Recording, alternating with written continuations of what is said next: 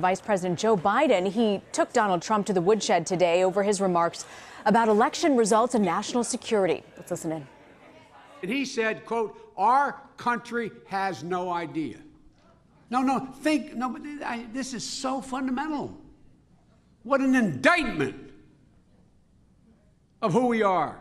What an indictment of our capabilities.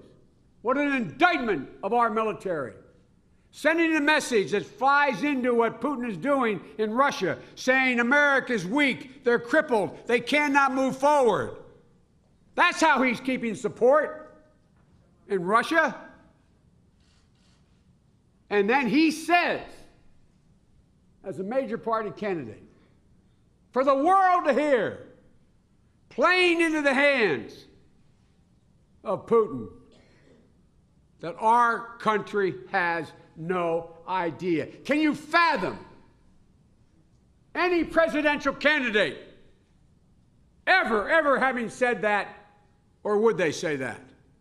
Ladies and gentlemen, this guy is far beyond a bad character with women.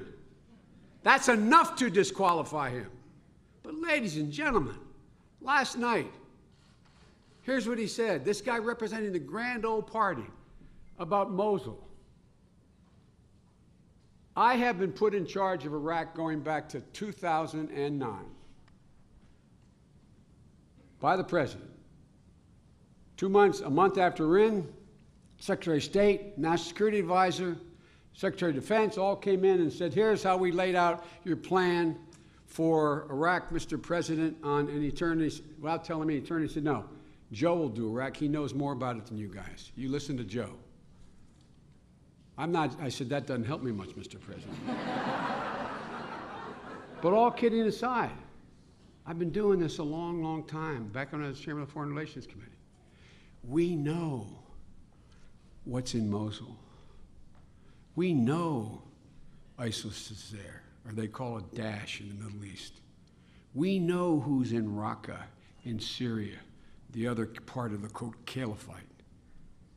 We know they are plotting and planning attacks on the United States of America. Our intelligence knows they're there. This has been a plan underway for some time.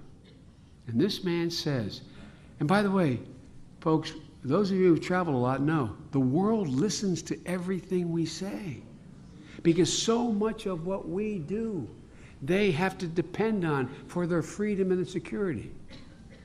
And what does this guy say? This guy says, quote, the only reason why they did it, meaning move on Mosul, is because she's running for the office of president. And they want her to look tough. Can you imagine this guy becoming commander-in-chief and getting 1 ounce of respect from a single, solitary military man or woman? I said, and I was criticized, my son Bo, who passed away, was a decorated war hero, a year in Iraq and a civilian volunteer for a year in Kosovo.